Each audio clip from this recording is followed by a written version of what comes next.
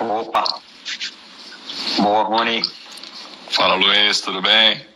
Tudo bom? Rony, obrigado por ter entrado, obrigado por aceitar meu convite. Tenho certeza que hoje vai ser um bate-papo muito bacana. Legal, fico contente também pelo convite. Obrigado você pela gentileza. Espero que a gente possa agregar alguma coisa aí para... Vai agregar com certeza, vai agregar com certeza. Tá? Perfeito. Então, para a gente poder adiantando, né, eu vou fazendo uma apresentação breve do que é o canal, né, faz uma apresentação profissional sua, costumo fazer isso para as pessoas saberem com quem que a gente está falando, que são pessoas extremamente qualificadas. Esse é um ponto em comum aqui com os convidados do canal, são pessoas que sempre agregam bastante, pessoas com muito conhecimento sobre o tema que vão falar. E o tema de hoje é fantástico. Para todo mundo que eu mandei, né, a peça aí de publicidade, né, comentando sobre a nossa live, todo mundo elogiou muito, porque é um tema realmente que gera muita curiosidade, muita gente está aflita por soluções tecnológicas, e você é um cara que já está nessa área há muito tempo, pode comentar um pouco mais sobre isso. Você botou mais responsabilidade para cima de mim, é isso? Exatamente. Tá bom. Vamos lá. Então, só para fazer uma apresentação aqui do canal, né? O canal Salezinho, a gente fala sobre inovação em negócios, tanto do lado tecnológico quanto mercadológico. Então, do lado de inovação tecnológica, já falamos sobre 5G, falamos sobre drones, indústria 4.0, transformação digital, smart cities, falamos sobre tudo que você pode imaginar, desde marketing digital, sites, e-commerce, segurança, falamos de tudo. Hoje é um tema muito voltado à tecnologia, né, inteligência artificial aplicada aí na área médica. E também já falamos sobre inovações comportamentais, mercadológicas. Então já falamos sobre consumo positivo, vendas consultivas, LGPD, compliance. Na semana passada falamos sobre mindfulness, quer dizer, um tema que tem muito a ver com produtividade, saúde mental e física. E hoje o tema é a inteligência artificial salvando vidas humanas. E aí fazer uma apresentação sua para que as pessoas saibam quem é que está do outro lado do parelho, né? Como dizia o Didi. Tá bom. Bom, o Ronald, aí o sobrenome dele eu vou falar, espero que esteja certo, Lorentziades, Lorentziades. É isso? Foi bem, Luiz. Lorentziades. É que eu só chamo de Rony, né? Então eu não vou... a chance de eu errar seu sobrenome é grande. Apesar de eu conhecer toda a sua família, eu acho que a chance de errar seu nome era grande. Mas vamos lá. Falando um pouco sobre o teu currículo, né? Você é formado em administração, com pós-graduação em marketing pela SPM, tem mestrado em gestão na FGV, já é um empreendedor aí com mais de 15 anos de experiência na área de saúde, né? Já tendo atuado em segmentos aí como seguros, assistência, importação e distribuição. Recentemente foi escolhido aí pelo Oscar da Saúde como um dos 100 profissionais mais influentes da área de saúde da década, pelo Grupo Mídia, né? Grande honra, né? Super. Bem bacana. Aquelas inesperadas que a gente tem, aquelas surpresas que a gente se Exatamente. surpreende. Muito legal. Exatamente. Pô, ser um dos 100 melhores profissionais da área de saúde na década não é para qualquer um. Então, podia parar a tua apresentação por aqui, que as pessoas já vão saber que você é um cara extremamente qualificado, mas vou continuar. Bom, você foi responsável pela implantação tanto de empresas nacionais quanto estrangeiras aqui no Brasil. Você já trabalhou como diretor de vendas e marketing na AXA Assistance, né, francesa, né, a AXA, né? Francesa, grupo AXA francês. Isso, exato. Aí você teve uma experiência grande aí com a empresa da sua família, né, que foi a Bass Healthcare, que depois de algum tempo, pelo sucesso que teve aí, foi comprada pelo grupo alemão Hartmann, né, e por conta dessa compra você acabou atuando como CEO da empresa aqui por alguns anos, né? Isso também te deu muita visibilidade nessa área de saúde. Atualmente é investidor, mentor e conselheiro de algumas startups, né, como a Regia Bank, a Happy Care e a Sports Lab. E como função principal, hoje você é sócio-diretor de duas grandes empresas. Uma é a Link Healthcare, que é uma empresa que assessora, né, hospitais, laboratórios, planos de saúde e distribuidoras do setor para implantar as suas operações aqui no Brasil. E o outro core business seu é a BioCare, onde a gente está falando aí no seu perfil do Instagram, que é o braço de importação e distribuidor focado em novas tecnologias e transformação digital no setor de saúde. E a gente vai falar um pouco mais sobre as soluções que você distribui, até porque elas são foco da nossa conversa. E essas 3 soluções tecnológicas, elas são bastante focadas em inteligência artificial. Por isso o tema é tão importante. E fora isso, o irmão de 5, né? É uma família com 5 irmãos, né? O irmão mais velho, filho do seu Ted, extremamente conhecido na região aqui, né? Uma figura super carismática, irmão do Léo, que também é amigo. Então, assim, é um cara que tem inúmeras qualificações para falar do tema, mas também é um cara extremamente amigo e eu tenho certeza que vai colaborar bastante aqui. Ele sente em casa. Não falta nada do perfil, não. É só esses 100 mais influentes da década. Eu acho que, só para esclarecer, eu não me acho entre os 100 mais influentes, mas pelo tanto de implantação que a gente fez do sistema. A gente implantou muitos conceitos que hoje rodam nos hospitais, nos laboratórios do Brasil afora. E coisas que realmente mudaram a maneira de tratar pacientes. E isso é legal. Então isso acaba levando a gente nessa direção, mas está cheio de gente muito boa aí fora, viu? Muita gente boa, muita gente boa mesmo. Imagina. E falar que você é um cara influente na área de medicina, sendo que você não é um médico, né? As pessoas podem até ficar com uma invejinha, né? Falar, pô, o cara não estudou medicina, vai falar que é influente em medicina, né? Essa premiação ela segue algumas segmentações, né, por linha de negócio.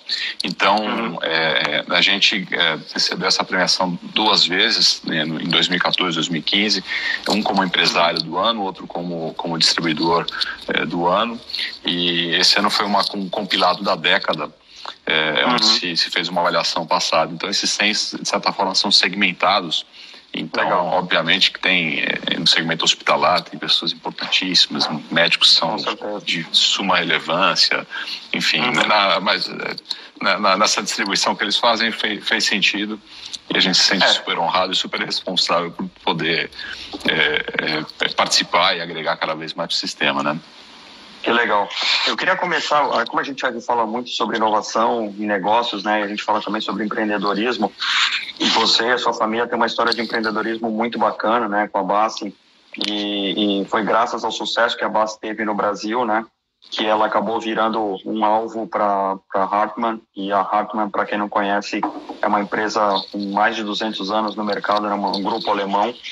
E já era um dos clientes seus, já era um das marcas que a Bassi distribuía no Brasil, correto? Isso mesmo. A gente trouxe a Hartmann para o Brasil, assim como outras multinacionais, e a operação da Hartmann no Brasil era conduzida pela nossa empresa. E é isso que você falou, a empresa da saúde viva mais antiga hoje no mundo. Ela está fazendo esse ano 203 anos. Legal. Então, isso é um orgulho enorme poder trazer uma companhia dessa relevância para o Brasil e depois conduzir os negócios deles aqui em parte como um representante, um distribuidor, um dealer deles, e depois da aquisição fazer a integração das 2 empresas, né? Legal, muito legal. E aí, o fato dela ter comprado a sua empresa, existia aí uma questão de não compete. Depois que passou esse período, você voltou a empreender novamente na área de saúde, porque é onde você mais se destaca, já era muito conhecido nesse segmento, né? A gente nunca deixou essa área, né? E um dos motivos da nossa decisão em sair, eu digo nossa, porque eu e o meu irmão, a gente sempre esteve junto nessa jornada. Depois da aquisição, eu fiquei atuando como CEO do grupo, e meu irmão como diretor comercial, mas a gente tinha lá um prazo de validade imposto por nós mesmos, a gente não queria continuar, e quando nós deixamos, existia um non-compete, e o que nós fizemos, nós montamos uma empresa de assessoria na área de saúde, a Link Healthcare. Então a Link foi uma companhia que a gente criou para poder assessorar hospitais, laboratórios, distribuidores em global sourcing ou em busca de soluções no exterior, que a gente sempre navegou muito globalmente, e o caminho inverso também, companhias estrangeiras que queriam chegar aqui no Brasil, desde que eles não fossem concorrentes diretamente do Grupo Hotman. Então, nós tivemos um período de transição antes de reativar a Biocare. A Biocare é uma empresa que é nossa já há muito tempo. A gente adormeceu a Biocare depois da aquisição e ao relançar a Biocare, a gente passou a olhar para novas tecnologias em saúde. Um mercado que a gente já vinha pesquisando desde o período que a gente foi adquirido. Então, nos últimos 5 ou 6 anos, eu venho dedicando muito do meu tempo e do tempo da equipe para olhar para onde esse mundo da saúde está caminhando na parte digital e toda essa transformação. Legal, muito bacana. E aí, dentro desse histórico, quer dizer, você com base, sempre atuando com empresas estrangeiras, você está sempre ligado no que existe mais moderno lá fora, em termos de tecnologia. Como é que você pode descrever uma linha do tempo na evolução tecnológica da medicina? E aí você escolhe se você quer falar sobre a tecnologia do lado do paciente ou a tecnologia do lado dos médicos, hospitais, clínicas que estão aplicando essas tecnologias. Como é que você consegue traçar essa evolução nos últimos anos aí que você vem acompanhando? Então, a gente sempre teve associado, Luiz, o que hoje se chama de tecnologia, e a gente, na verdade, lá atrás falava em novos conceitos, mas só voltando um pouco atrás, o que é tecnologia? Tecnologia é você fazer melhor alguma coisa que existe. Então, eu nunca esqueço uma aula que eu tive na faculdade. A gente tinha um professor brilhante e o cara estava falando um pouco do tema tecnologia, e ele estava contando que o Alexandre o Grande, grande parte do sucesso das conquistas dele foi pela tecnologia que ele usou. A gente ficou assim, mas que tecnologia que esse cara... Ele criou uma lança alongada, e com isso essa lança de longa distância conseguia atacar o inimigo sem ferir o exército dele. Então, aquilo era uma tecnologia, né? Sim, hoje a gente associa muito tecnologias a temas digitais, de altíssima complexidade e tal, e às vezes não é bem isso. Então, a gente navega nesse tema no Brasil, inicialmente com conceitos. Inicialmente, lá atrás, a gente falava em implantação de conceitos novos, né? Então, eu vou te dar um exemplo. Volta lá nos primórdios. Você... teve uma fase que foram lançadas as fraldas infantis, depois criaram-se as fraldas geriátricas. A gente lá atrás foi a primeira empresa a implantar a fralda geriátrica no Brasil, no segmento hospitalar. Hoje, eu acho que 100% dos hospitais do país usam fraldas geriátricas. Então, naquela ocasião, hoje você olha para trás e fala, olha, isso é um produto commodity, isso não tem nada a ver com isso. Mas na ocasião, isso era, sim, uma inovação importante e assim foi. Então, eu acho que o que vem acontecendo é que as inovações que vinham acontecendo ao longo dos sei lá, até pensar em 2000 e alguma coisa e tal, eram muito associados a produtos físicos, né? E mais recentemente, por uma série de razões que a gente pode depois explorar aqui, essas inovações começaram a ser cada vez mais digitais e com tecnologias eletrônicas e assim por diante. Então, acho que essa tem sido a grande transformação, a grande mudança, onde a gente tem agora um novo boom e um novo crescimento exponencial por conta dessas novas soluções digitais. Legal.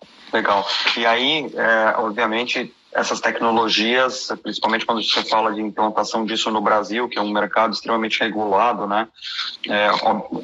O mercado de saúde é regulado no mundo inteiro, mas parece que no Brasil a regulação ela acaba sendo até um pouco mais rígida ou mais demorada com a implantação de novas tecnologias. Como é que vocês trabalham hoje como facilitadores disso? Eu não acho que o Brasil... talvez alguns da área da saúde, vamos escutar falando, não gostem, torçam o nariz, mas eu não acho que o Brasil é tão complexo assim.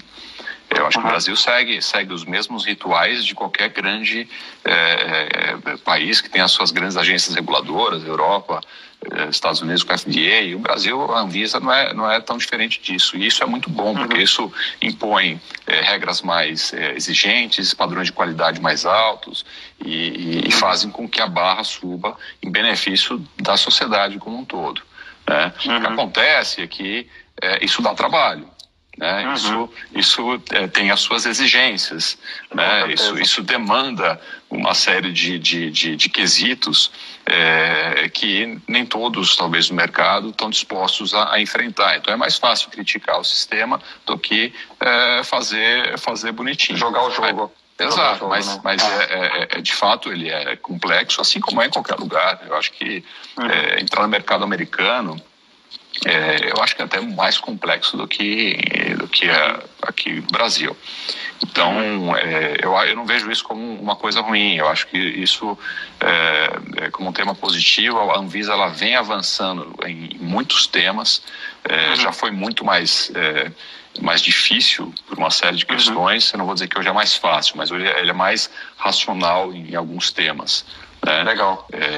Isso tem ajudado bastante ao desenvolvimento e à própria competitividade do sistema. Essa é uma bandeira que a gente defende muito, né? O Brasil ele é um mercado competitivo, mas ele poderia ser mais competitivo ainda em benefício da população, da sociedade, se ele permitisse que mais empresas entrassem de uma maneira mais fácil, mais rápida aqui. Então, hoje, quando você fala em novas... Não, desculpa. E aí mais empresas, você diz, empresas com menor porte, né? Porque hoje o segmento de saúde acaba sendo dominado por grandes multinacionais, né? Porque tem um caminhão de dinheiro para poder apostar em novos mercados. E empresas que de repente têm soluções mais inovadoras acabam não vindo para o mercado porque não consegue ultrapassar essa barreira, né? Exato, é caro, né? Os investimentos são altos. Dependendo da classe de produtos que você vai atuar, são investimentos altos. Na área de tecnologia, ainda a gente está vivenciando hoje um período um pouco nebuloso, mas principalmente porque tem surgido temas muito novos, né? Então, como é que como é que eu registro, como é que eu trato um produto totalmente digital para a saúde, né? Uma solução que às vezes é usada através de um aplicativo, né? Então são temas muito novos e que naturalmente você tem um período aí um pouco cinzento, é natural, isso acontece em qualquer lugar. Talvez a diferença é que alguns mercados, a gente fala muitas vezes da China, né? Porque a China também era tão rápida, porque ela tem um formato talvez menos, eu não digo menos regulado, mas ela deixa correr um pouco mais solto por uma questão econômica. Então lá você consegue muitas vezes lançar produtos com uma velocidade muito grande, porque você tem uma regulamentação ali que é direcionada por um interesse nacional de governo. Então isso corre numa velocidade às vezes maior, né? Mas salvo isso, eu acho que pode facilitar, acho que sempre tem espaço para melhorar. Mas a gente não está tão mal assim, está avançando, está melhorando a cada dia. Que bom, legal. E aí dentro das tecnologias, né, você estava falando um pouco da linha do tempo, obviamente a tecnologia sempre esteve muito presente dentro da medicina, né, a área de saúde ela sempre foi muito baseada em tecnologia, aí dispositivos de exames, testes, tudo isso sempre, como você falou, né, até a lança mais comprida é tecnologia, né? Então você tem a tecnologia de desenvolvimento de medicamentos, de vacina, quer dizer, tudo isso está sempre, a evolução sempre foi muito presente. Mas com a adoção da inteligência artificial, né, na história mais recente, as coisas que realmente parece que deram um grande chacoalhão no mercado. Você que está dentro disso, né, que você está em contato com fabricantes que trabalham nessa área de inteligência artificial, como é que você sentiu isso? Foi realmente um game changer aí no mercado? Tem sido, Luiz. Eu não diria que... Eu acho que a gente está em processo de implantação. Como tudo no Brasil, o Brasil está sempre um tempo atrasado em relação ao que acontece lá fora. Então, se você olhar para alguns mercados mais maduros, principalmente o mercado europeu, americano, você percebe um uma atuação muito mais intensa de uso dessas tecnologias do que aqui no Brasil, por uma série de razões. Tá? Talvez tenha um pouco de questões regulatórias, tem questões associadas talvez a capacidade de pagamento, de investimento, porque essas tecnologias, via de regra, elas começam um pouco mais caras e vão barateando ao longo do tempo, como qualquer tecnologia. Enfim, o próprio tempo de implantação, porque ele requer investimento, né? Quando você fala em implantar um conceito novo, uma tecnologia nova, existe um período de convencimento e demonstração de que aquilo lá realmente funciona. Tem muita coisa que não funciona. Né? Tem muita gente que não tem, às vezes, atuação tão ética, tão profissional, não se preocupa em trazer tecnologias que de fato são relevantes, têm um impacto ou entregam aquilo que ela se propõe a entregar. Então, naturalmente, você tem um tempo de maturação e o Brasil está um pouquinho atrasado nisso. Eu digo isso com muita propriedade, porque a gente tem sido uma das poucas empresas que tem se proposto a efetivamente trazer tecnologias numa escala maior. E as coisas caminham de uma forma gradual, passo a passo, né? Porque você tem que convencer a classe médica, você tem que convencer o mercado como um todo de que aquilo realmente funciona. Sim, e eu acho que aí é importante o conhecimento que vocês têm desse mercado, que é o aval de vocês, ou seja, se você está colocando a mão numa nova tecnologia, essas empresas, esses players, né, os stakeholders do mercado de saúde começam a baixar um pouco a barreira, né, falar, se são esses caras que estão trazendo, quer dizer que isso aqui já foi testado, isso aqui é uma coisa que realmente tem uma certa efetividade, né? Isso ajuda, claro, né?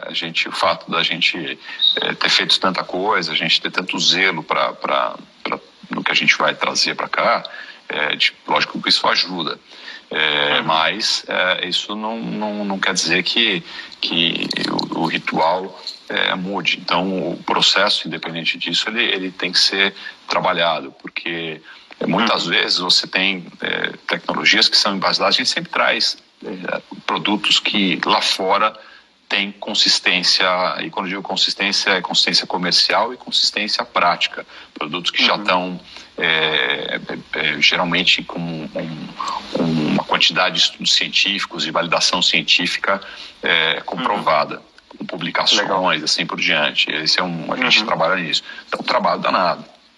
Então, mas não necessariamente isso, e não necessariamente isso também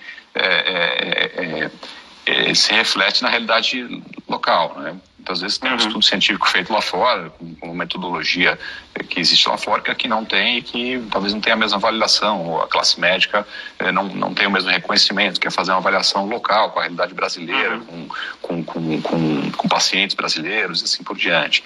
Então, esse é o trabalho que a gente acaba tendo que fazer no dia a dia. Muito bacana. A Elvira está falando aqui, né? É tudo muito novo, né? É difícil de você assimilar tantas mudanças, né? E o Túlio também fez um comentário, né? Até mesmo a Anvisa vem se adequando ao surgimento de novas tecnologias na área de saúde.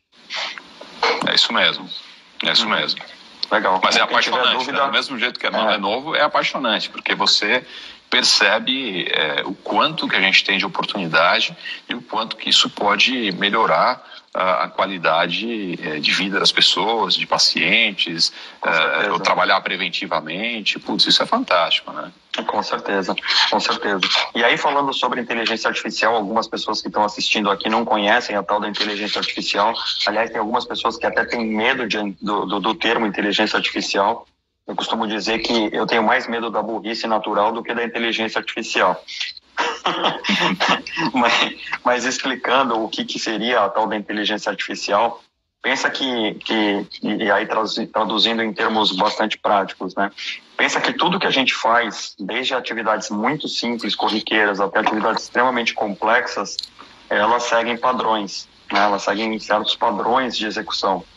Então, a inteligência artificial, são redes neurais por trás com modelos matemáticos bastante complexos que pegam esses padrões e traduzem numa resposta predizível, digamos assim. Então, se você sabe que sempre que entra A, sai B, a hora que você vai fazer um exame e aquele exame mostra A, você sabe que o resultado vai ser B, nem que esse resultado seja um diagnóstico daqui a 10 anos. Então, o uso da inteligência artificial, e aí existe o machine learning, né, que é a aprendizagem da máquina, né, ou seja, todos os dados que são coletados nesses exames históricos, eles são armazenados, esse armazenamento junto com a máquina aprendendo, e a inteligência artificial faz com que você consiga prever o futuro. Não sei se eu expliquei bem, Rony, você que trabalha com a área, de repente quer complementar de alguma maneira. Não, quem sou eu para discordar? Tá bom, obrigado pelo crédito. Mas aí falando da inteligência artificial especificamente aplicada à medicina, né? Uma das soluções que vocês vendem aqui é para a detecção precoce de Alzheimer, que usa a inteligência artificial. Queria que você pudesse explicar como é que funciona isso.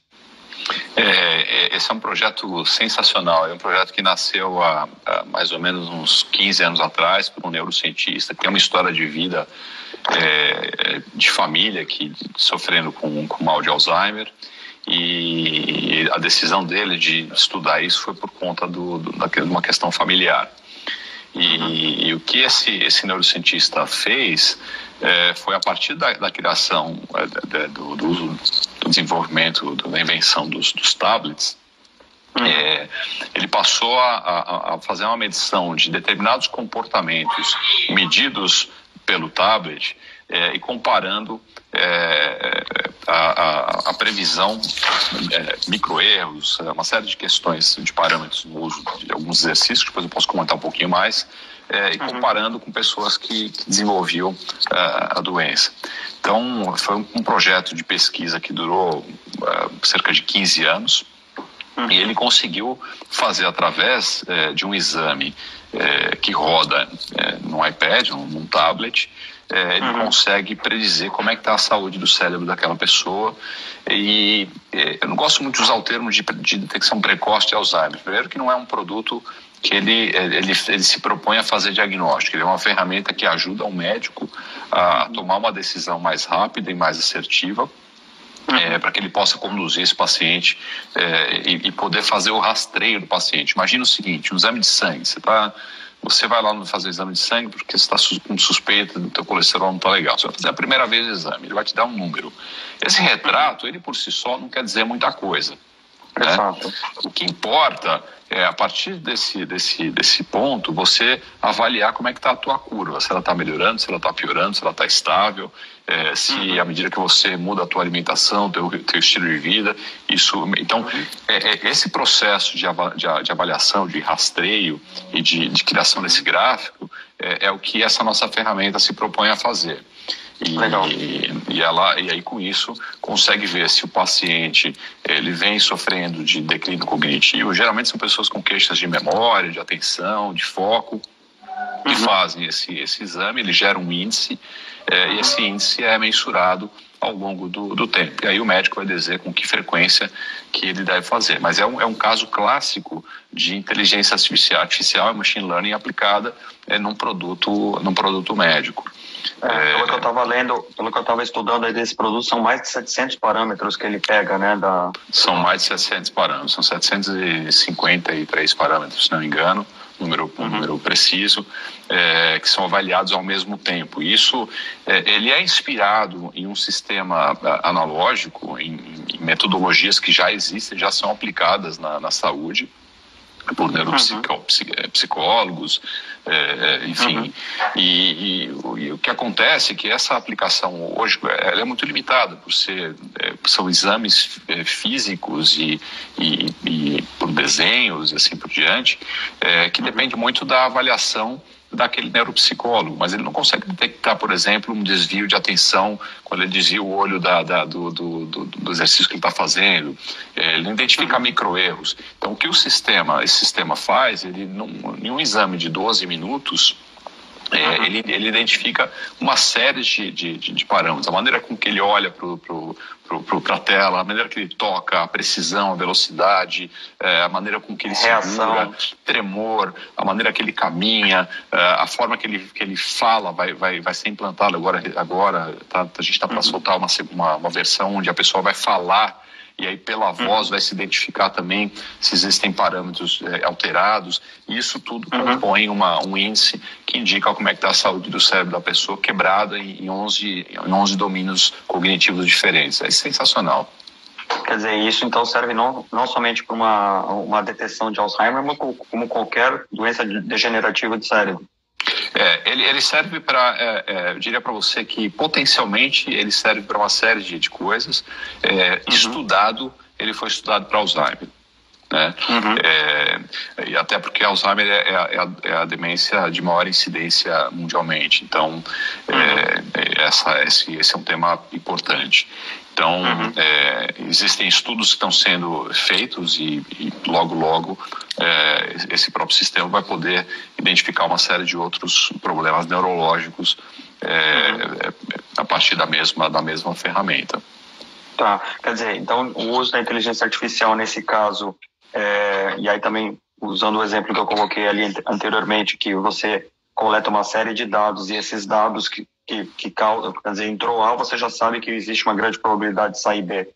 Nesse caso, esse teste ele é feito com pacientes num histórico, quer dizer, imagino que hoje seja feito só em clínicas, né, ou em hospitais, não está sendo feito hoje pelo próprio usuário na casa dele. Não, é uma ferramenta médica, isso é feito em clínica, é uma ferramenta médica. Tá.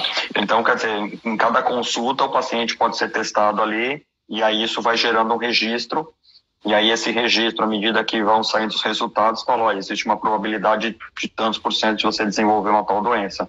É isso? O sistema ele tem ele identifica o nível de probabilidade que ele tem de ter um declínio cognitivo nos próximos 6 a 10 anos. Então, ele te dá um índice ali, e, enfim, isso ajuda a dar orientação. Então, ele dá um índice genérico.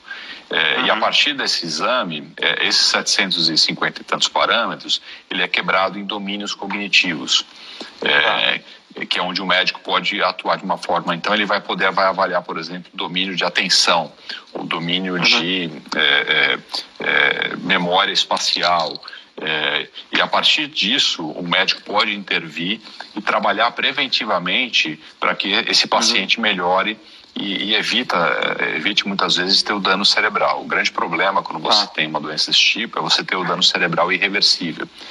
Ou seja, é muito comum o diagnóstico ser muito tardio e quando você vai ver, já houve um dano cerebral e isso não tem muito o que ser feito. Então, se você trabalha preventivamente, isso é um ganho enorme, porque o médico vai poder efetivamente tomar medidas antecipadamente para que esse paciente tenha uma qualidade de vida e evite ou minimize os riscos Eu não sabia, eu não conhecia muito o quadro, né, apesar de ter tido o meu tio, né, minha tia inclusive está assistindo aqui, meu tio teve isso recentemente, acabou falecendo, mas eu não sabia que o que causava realmente o problema era um dano cerebral e que esse dano poderia ser evitado se fosse detectado preventivamente ou precocemente, né? Ele é minimizado.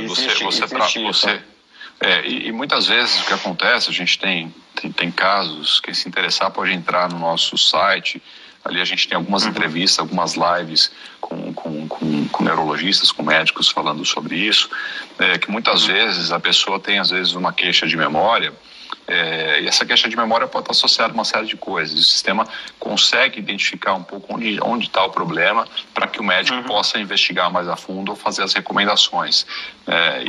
E isso com certeza ajuda muito esse paciente. De novo, né, você medir, fazer o rastreio, você fazer a medição ao longo do tempo, isso ajuda demais a avaliar, inclusive, se as recomendações que o médico vem fazendo estão surtindo o efeito esperado.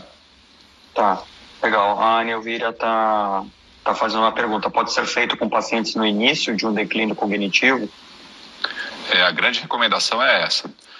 Quanto mais cedo se fizer o teste, de novo, com o apoio e orientação médica, melhor.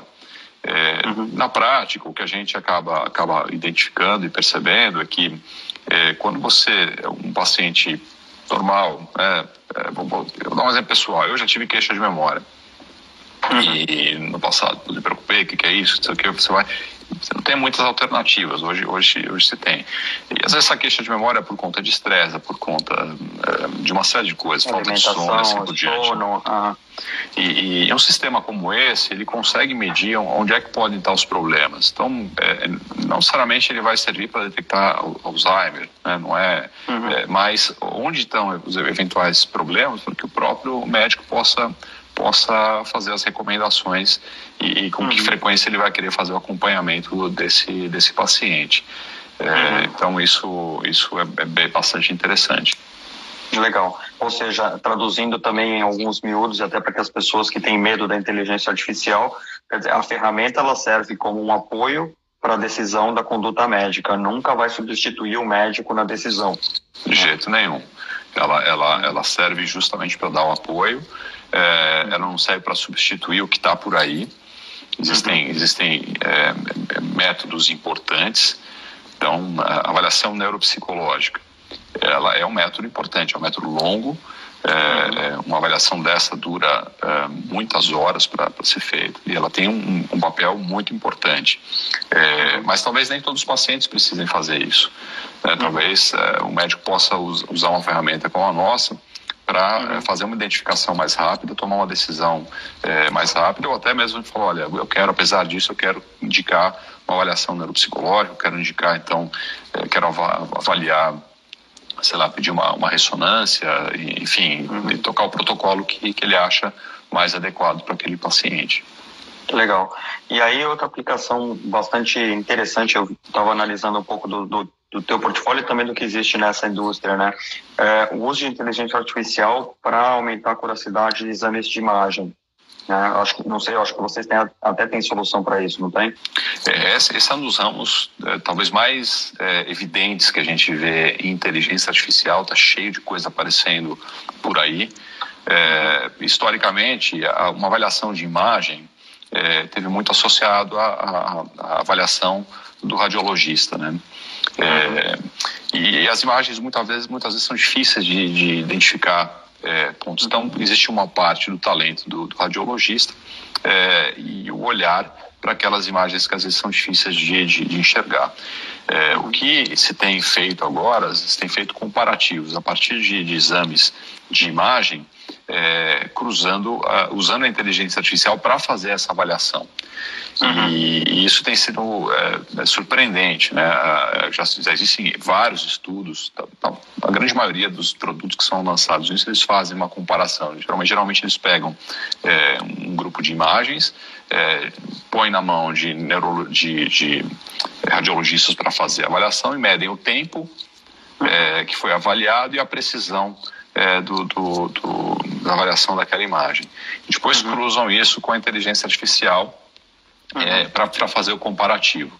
E via de regra você tem uma melhora na velocidade de avaliação, porque o processamento da máquina ele é muito rápido, e você também, via de regra, tem um aumento de precisão da avaliação dessa imagem pelo sistema.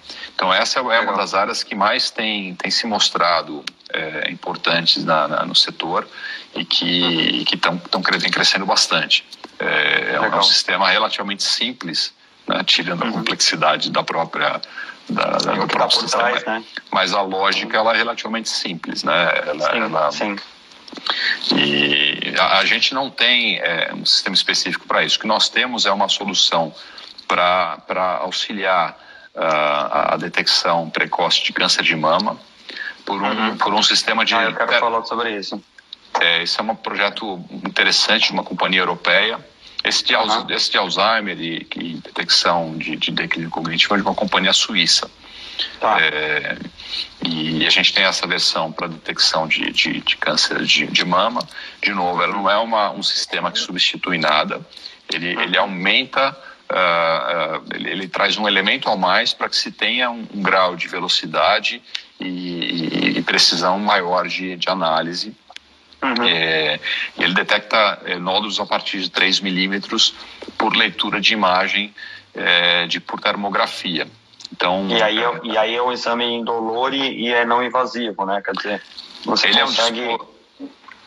Ele é um dispositivo médico, um dispositivo pequeno, sei lá, do tamanho de pegar aí 2 mãos fechadas, esse é o tamanho do dispositivo, conectado com um tablet, com um celular ou um computador, onde a mulher faz o exame das mamas, ele, através de termografia, então ele vê a variação térmica das mamas, e termografia é uma coisa que existe há muitos anos. O que acontece é que sempre foi muito difícil fazer as leituras de termografia. O que esses caras perceberam? Eles usam as imagens para comparar assimetrias entre as mamas.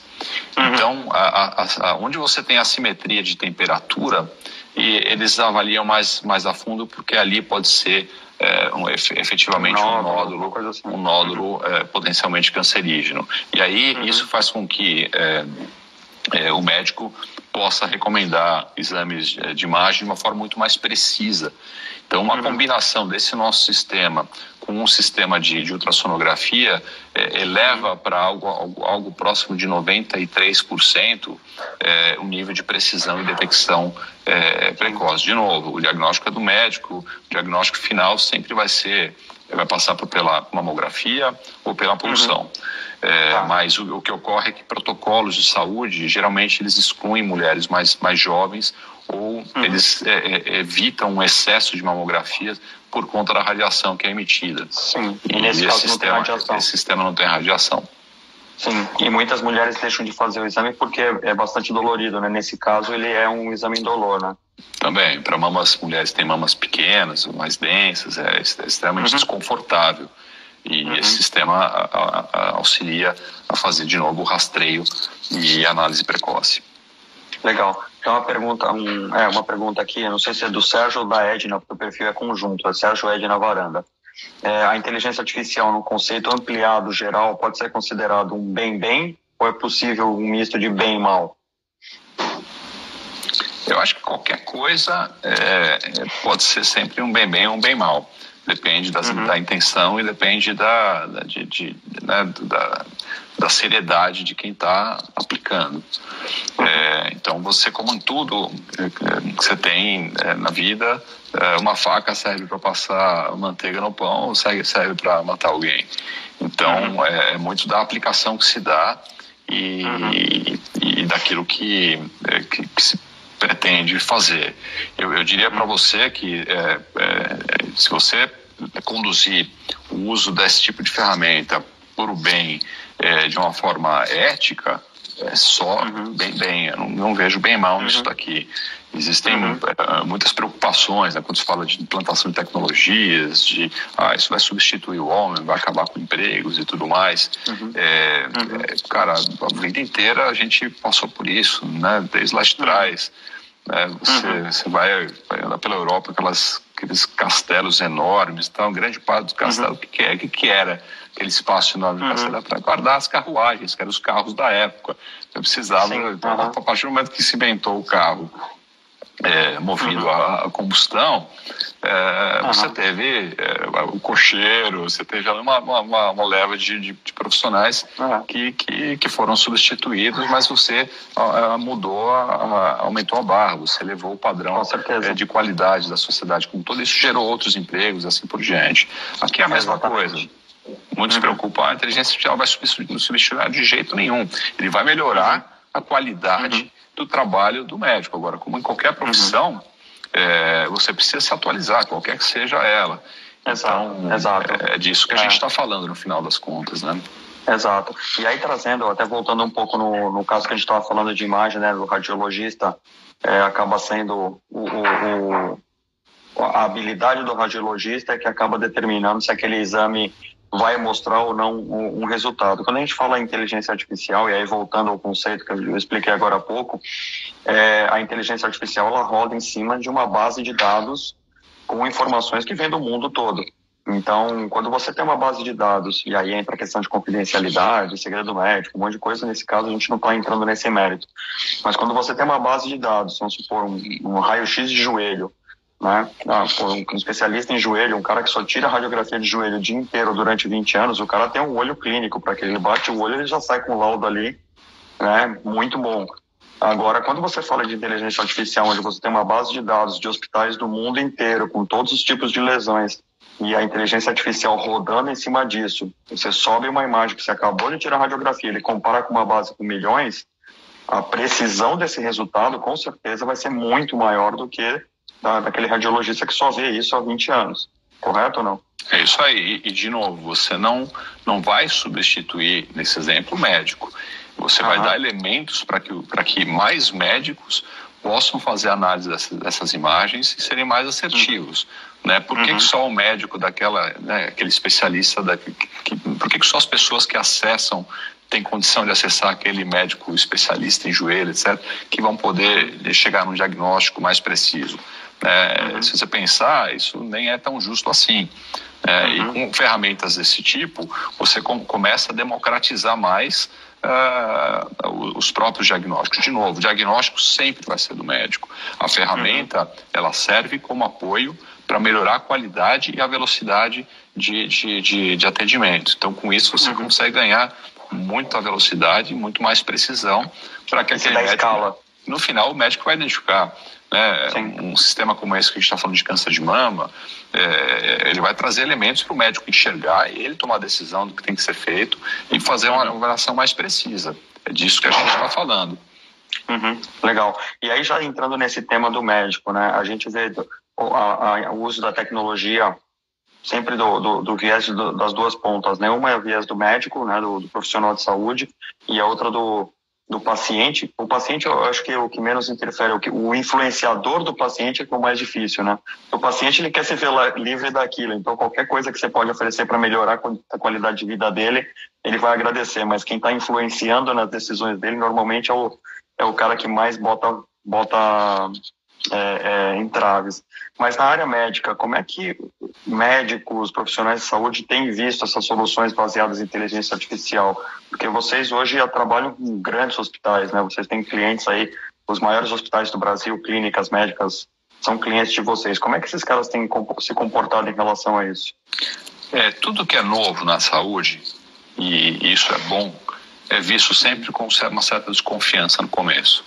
Eu falo que isso é bom porque o trabalho do profissional da saúde, cara, é árduo, né? Não é fácil, ele lida com emoções, ele lida com riscos de vida, enfim, com familiares ali. Então, é muito difícil, né? A responsabilidade é muito grande.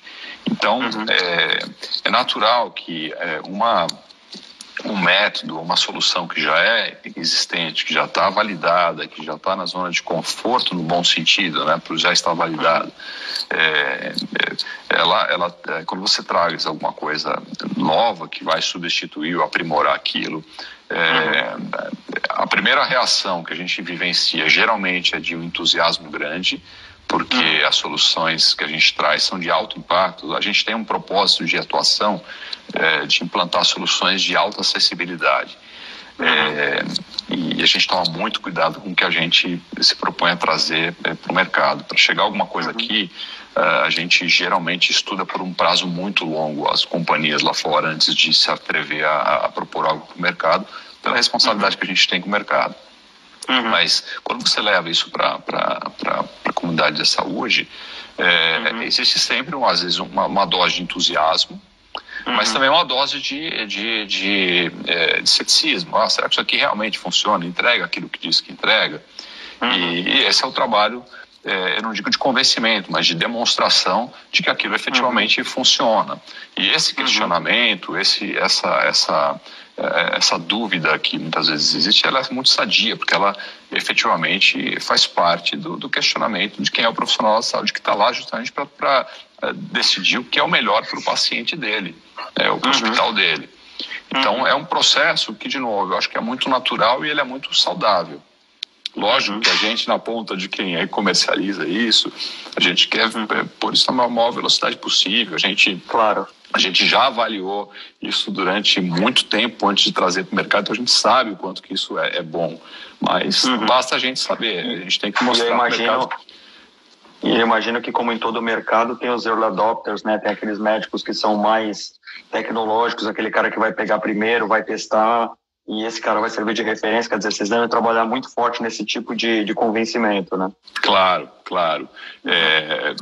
Talvez um grande desafio que a gente tem, que grande parte do público que a gente sempre busca adotar são líderes de opinião, são professores e assim por diante. E esses são os mais difíceis, porque é importante para a gente ter a validação desse tipo de profissional, né, médico, mas ao mesmo tempo eles também são os mais críticos, os mais exigentes, né? Então esse é o dilema que a gente enfrenta, e a gente sempre procura iniciar os trabalhos a partir deles, até mesmo para a gente reforçar e validar que aquilo que a gente está se propondo a trazer para o mercado é efetivamente tão bom que passa pelo crivo de profissionais que são extremamente exigentes. Então, isso muito motiva, legal. É difícil, toma tempo, né? Com certeza. Envolve investimento, etc. Mas a gente sabe que uma vez que passou por isso, isso também nos dá mais conforto e segurança para seguir adiante. É quase que uma chancela para nós mesmos. Sim. E do lado do paciente, né? Do lado do usuário que está se beneficiando com a tecnologia, eu conheço inteligência artificial já há alguns anos e sei que existem muitas coisas que quando a pessoa sabe que é inteligência artificial, ela já fica com medo. Mas ela não sabe que o Alexa dele funciona com inteligência artificial, o robozinho do Bradesco é inteligência artificial, eles não sabem que a inteligência artificial está na vida dele, já presente há algum tempo, e ele tem que confiar nela. Você vê que os médicos, eles evitam falar que um diagnóstico foi feito e ele é super confiável porque teve o uso de inteligência artificial, ou hoje o uso desse termo já cria um diferencial e ganha mais credibilidade? Eu acho que isso acaba sendo um termo novo, mas que ele depende muito de novo, do médico. Lógico que você tem soluções, tem propostas no mercado que são mais massificadas e sem um compromisso médico. A gente trabalha ferramentas médicas, então nossa pegada é um pouco diferente. A gente não trabalha produtos para bem-estar, ou pelo menos por enquanto. Então a atuação que a gente tem nessas linhas de produtos são muito de produtos médicos. Então, no final das contas, é o médico quem vai fazer a recomendação. Então, nesse sentido, quando chega nesse ponto, não existe resistência dos pacientes, via de regra.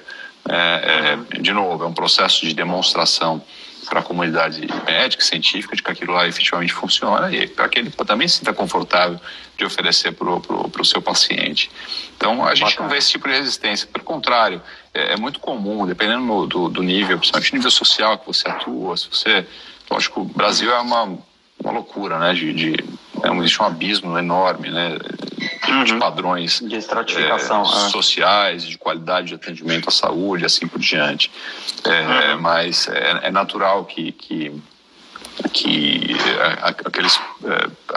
uma classe social mais abastada e mais privilegiada, ela se entusiasma com esse tipo de ferramenta, ela está disposta, porque ela está mais, talvez por educação mesmo, em percebendo o quanto que isso de fato gera benefício. Legal, muito bacana. Eu sei que você até comentou agora há pouco que, por enquanto, o teu negócio é ferramentas médicas aplicadas ao ambiente hospitalar, ambiente médico. Mas existe uma grande tendência na área de saúde de você tirar o atendimento primário das clínicas, né? Até porque isso acaba sendo um funil, acaba sendo um gargalo e não permite a popularização do atendimento, né? A democratização do atendimento. As novas tecnologias que a gente tem visto, principalmente associada a celular e com 5G, elas vão acabar acontecendo, e você trazer muitos diagnósticos para a ponta, para a mão do usuário através do seu smartphone.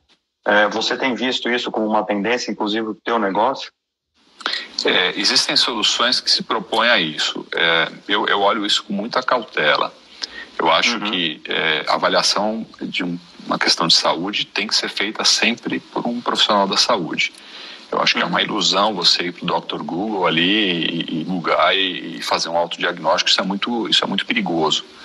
Agora, eu acho que o que você tem hoje de avanço tecnológico é fabuloso, é a telemedicina.